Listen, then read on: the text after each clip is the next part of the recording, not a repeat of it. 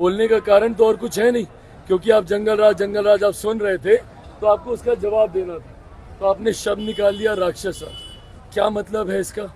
भाई आज की तारीख में पिछले 10 सालों में जिस तरीके से सबसे ज्यादा गरीबों को मुख्य धारा के साथ जोड़ा गया, और ये आंकड़े हैं, ये आंकड़े बता रहे हैं कि पिछले 10 सालों में 25 करोड़ से ज्यादा लोग गरीबी रेखा से निकलकर मुख्य धारा के साथ जुड़े।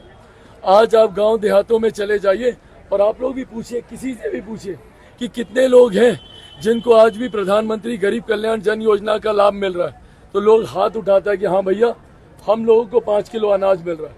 मैं इसका श्रेय मेरे नेता, मेरे पिता आदरणीय रामविलास पासवान जी को भी दूंगा। आज चले जाइए, हर सभा में हम पूछते हैं, हर व्यक्ति हाथ उठाकर बोलता है कि भैया हमको 5 किलो अनाज मिल रहा है। तो आज प्रधानमंत्री जी ने जहाँ हर परिवार की चिंता की, जहाँ हर महिला की चिंता करके उज्ज्वला से लेकर शौचालय तक निर्माण करवाने का काम किया, आज हर किसान की चिंता करके किसान सम्मान निधि देने का काम किया। कोई भी गरीब परिवार आर्थिक अभाव से, लाभ से, स्वास्थ्य लाभ से वंचित न रह जाए। आज 5 लाख रुपए तक का इलाज उसको दिया जा रहा है। अगर ऐसे काल को, ऐसे शासन को अगर ये लोग राक्षस राज कह रहे हैं, तो भैया ऐसा राक्षस राज बहुत बढ़िया है और ये होना चाहिए। आप 15 साल आप और आपका परिवार रहा, आप एक उपलब्धि अपनी गिना दीजिए तो हम लोग मानेंगे। एक सवाल है, लालू जी कह रहे हैं कि आरक्षण मैंने लागू किया, मोदी जी नहीं, आरक्षण के बारे में जानकारी नहीं है और मुस्लिम ज्ञान नहीं दे, विशेष आरक्षण मिलना भी चाहिए। इतना भी अहंकार नहीं होना चाहिए किसी को। डॉक्टर बाबा साहेब भीमराव अंबेडकर जी का बनाया हुआ संविधान है जिसमें ये प्रावधान है, जिसको सशक्त करने का काम हमारे प्रधानमंत्री जी ने किया।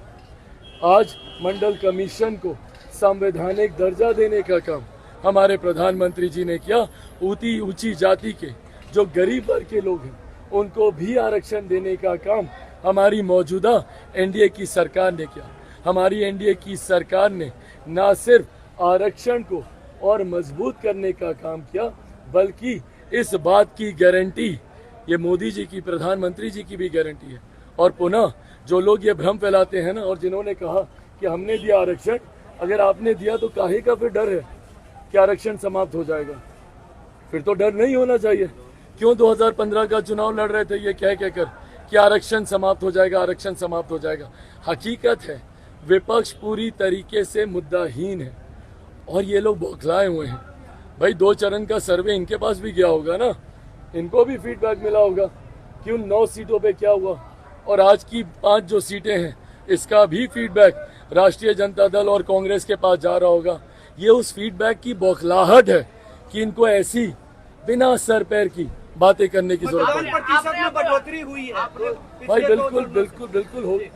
बिल्कुल होगी। जिस तरीके से प्रधानमंत्री जी का प्रचार बढ़ता जा रहा है और जिस तरीके से प्रधानमंत्री जी पर विश्वास बोले, डबल इंजन की सरकार, हमारे मुख्यमंत्री जी हमारे गठबंधन पर लोगों का विश्वास बोले, और आज थोड़ा मौसम भी साथ दिया है, मैं मानता हूं कि जब तक प्रचार समाप्त होगा मत प्रतिशत अच्छा होगा। 13 तारीख को हाजीपुर आ रहे हैं, पीएम कैसे देख रहे हैं? बिल्कुल प्रस्तावित है 13 तारीख को प्रधानमंत्री जी का आना प्रस्तावित है हाजीपुर में। 12 तारीख को संभवतः वो पटना में रोड शो भी करेंगे।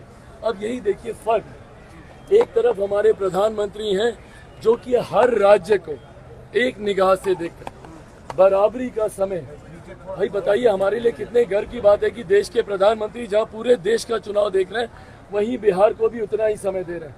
महागठबंधन के घटक दलों के राष्ट्रीय नेता बताएं कांग्रेस के नेता, उनके राष्ट्रीय नेता कितना समय दिए हैं, कितनी बार आए हैं?